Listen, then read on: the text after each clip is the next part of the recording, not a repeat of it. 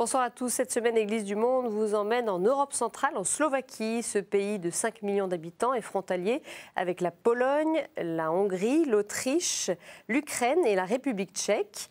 L'Église slovaque a souffert d'années de communisme, mais elle connaît aujourd'hui un vrai renouveau. Ainsi, alors que la moitié des Tchèques se déclarent athées, leurs voisins slovaques sont à 70% catholiques. Alors comment expliquer cette vitalité de la foi? Quel rôle joue l'Église dans la société slovaque? Enfin, quels sont les enjeux pour son avenir? Eh bien, pour répondre à toutes ces questions, j'ai le plaisir d'accueillir sur ce plateau sœur Sofia Daniszczakova. Ma sœur, bonsoir. Bonsoir. Alors, vous êtes membre de la Compagnie des Filles de la Charité de Saint-Vincent-de-Paul. Vous êtes une fille de la Charité. Vous êtes slovaque d'origine et connaissez bien les provinces de l'Europe de l'Est avec lesquelles vous êtes en lien étroit. Vous vous rendez régulièrement dans cette région. Quelles ont été les conséquences du communisme pour l'Église slovaque? Eh bien, je vous propose d'écouter le témoignage de deux sœurs servantes du Saint-Esprit dont le couvent fut fermé, qui ont été déportées et placées en usine à partir de 1951. Elles se souviennent de cette période douloureuse. Écoutez-les.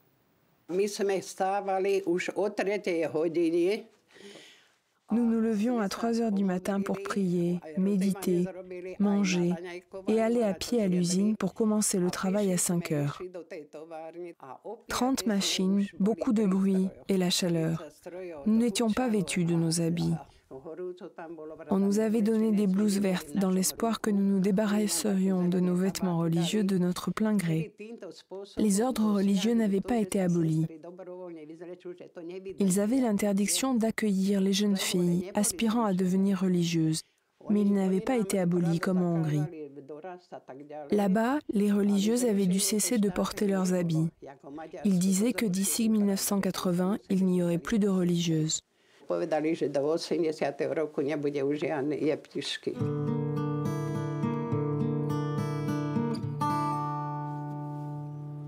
directeurs de l'usine ne nous ont laissé aucun espoir. Mais avec notre objectif et l'espoir que nous avions dans le cœur et dans l'esprit de le voir se réaliser un jour, ce n'était pas si difficile. Et je savais que si notre Seigneur voulait que je sois ici, il me protégerait. Il ne leur permettrait pas d'aller trop loin. Certaines sœurs ont composé des chants sur cette usine. Cette blouse que nous portons, nous les détenons. 1, 2, 3.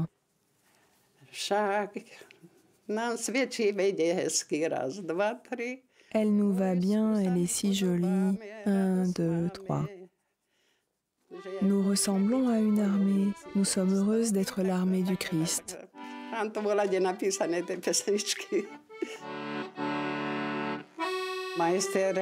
Notre contremaître nous a répété ce qui avait été dit sur nous pendant les réunions, sur la manière dont nous étions unis. Il leur disait que les communistes devraient rester unis comme les religieuses.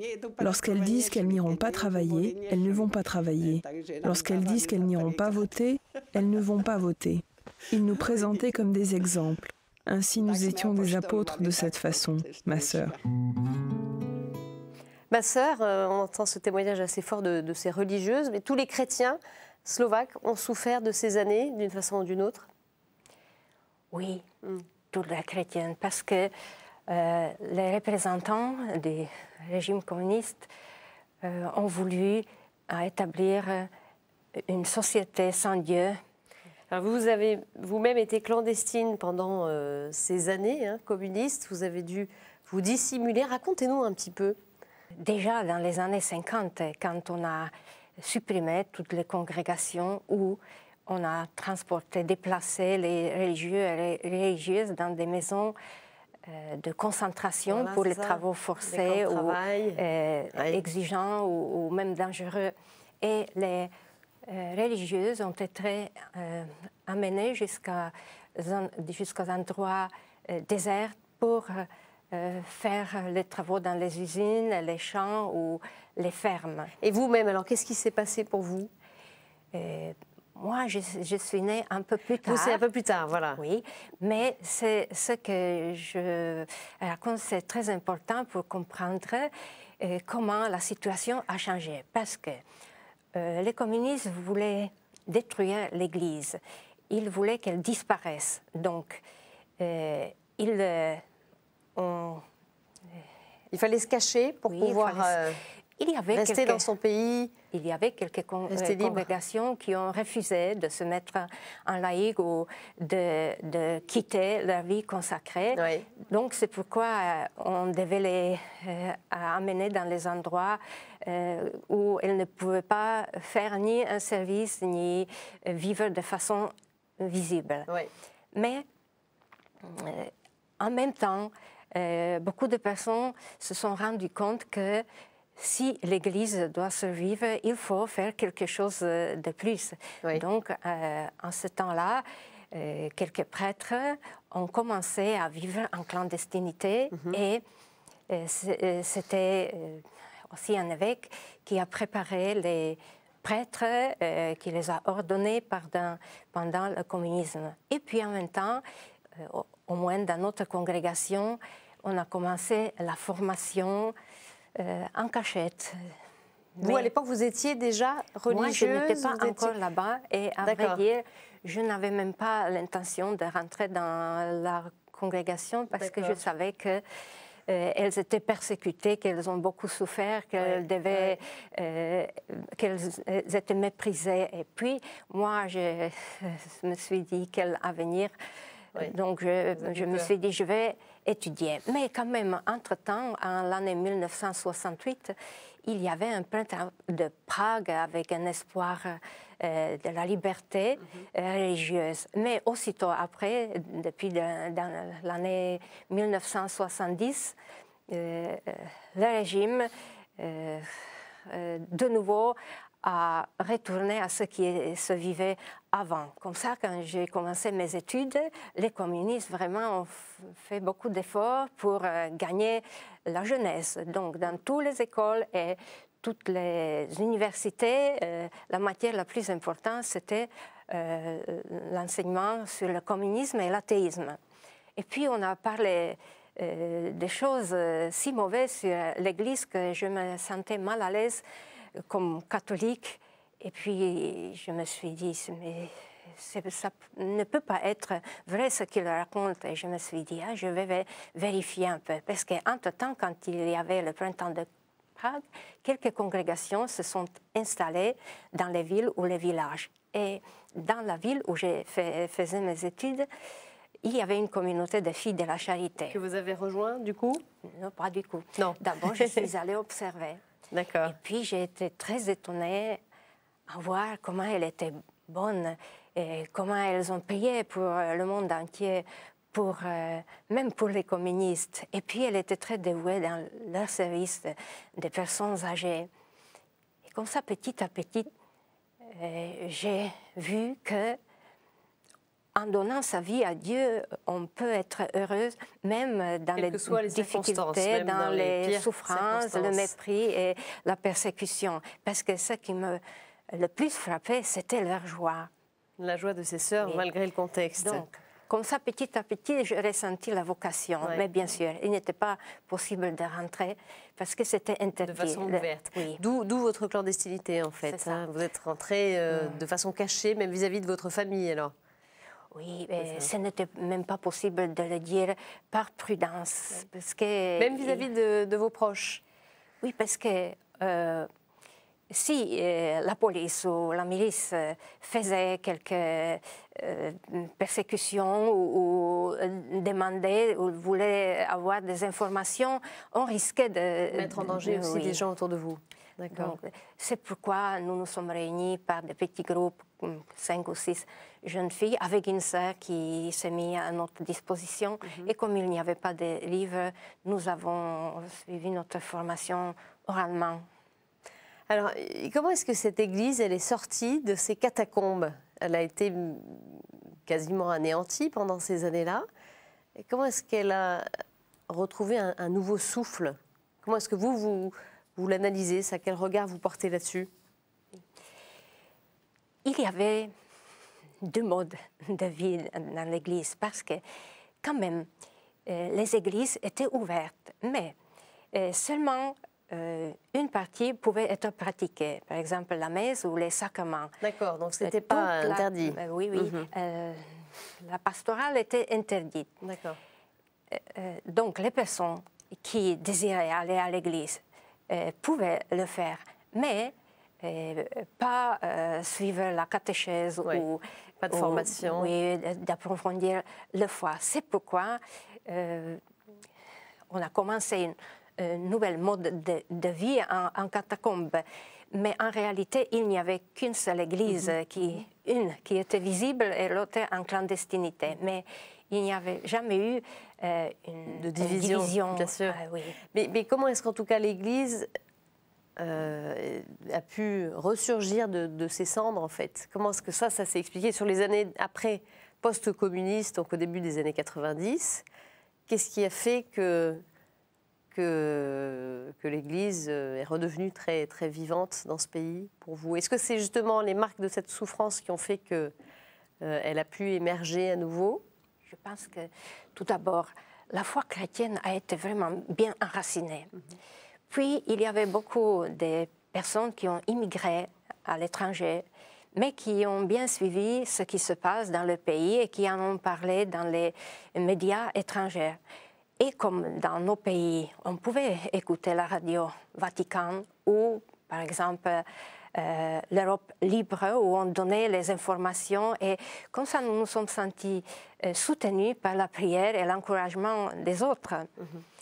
Et aussi, il y avait vraiment les prêtres qui se dévouaient dans ce service pastoral en clandestinité. Quelques-uns ont écrit quelques livres et ça passait d'une personne à personne pour pouvoir grandir un peu.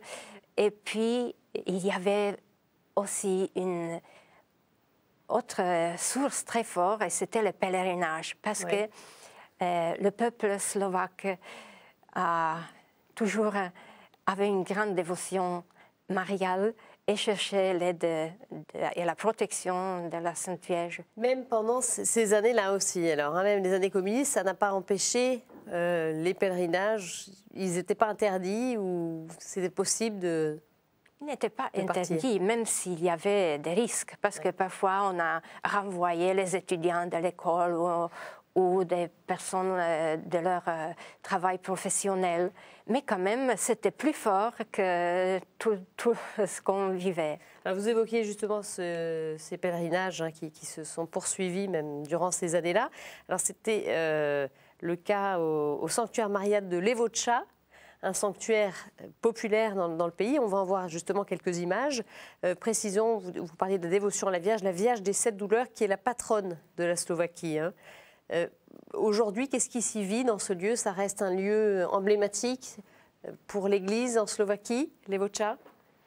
Oui, c'est un des endroits les plus visités où le peuple se rassemblait pour se soutenir mutuellement. Et comme le peuple slovaque, depuis des siècles, a vénéré la Sainte Vierge de cette douleur, ils ont cherché une aide spirituelle et aussi un soutien, surtout dans les endroits de pèlerinage. Et c'était le lieu le plus visité en ce temps-là. Et même le pape Jean-Paul II s'est rendu à cet endroit pour rendre grâce pour tout ce qui se passait. C'était déjà après la chute du communisme.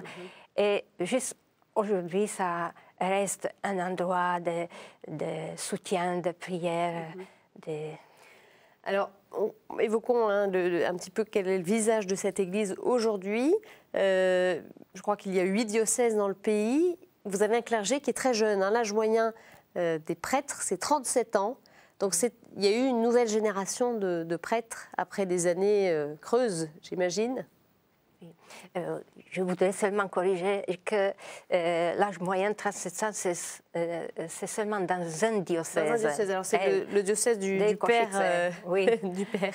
Dans les autres diocèses, c'est un peu plus élevé, mais quand même, le clergé est assez jeune. D'accord. Oui, parce que on n'a jamais cessé de former les séminaristes. Même si les séminaires ont été fermés, on n'a gardé qu'un seul séminaire à Bratislava qui était bien surveillé. Aujourd'hui, je crois qu'il y a 5 séminaires. Hein? Oui, aujourd'hui, il y a 5 séminaires. Donc, ça réouvre. Il y a des vocations? Oui, il y a encore des vocations. Et puis, dans chaque diocèse, on fait maintenant aussi la pastorale de vocation. Et puis, les jeunes, comme pendant tant d'années, on n'avait pas la possibilité d'approfondir davantage notre foi, les jeunes sont intéressés. Et il y a pour l'instant encore assez de vocations sacerdotales. Pour que ce clergé se renouvelle. Et les familles restent des lieux de transmission de la foi aussi aujourd'hui. Est-ce que c'est un terreau pour les vocations? Maintenant, la situation a beaucoup changé parce que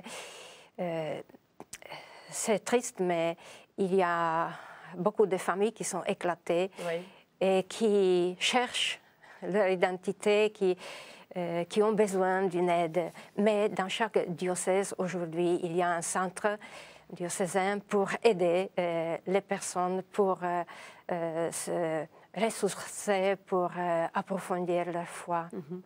Pour aider ces familles, ces couples. Alors, est-ce que les laïcs sont engagés aussi? Ils ont des responsabilités dans l'Église?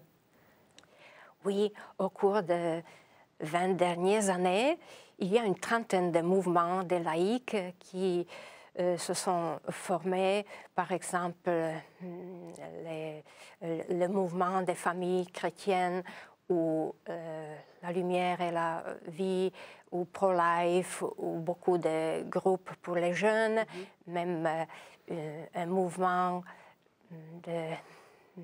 immaculé qui est formé de personnes handicapées et malades, et puis aussi beaucoup de mouvements du bénévolat.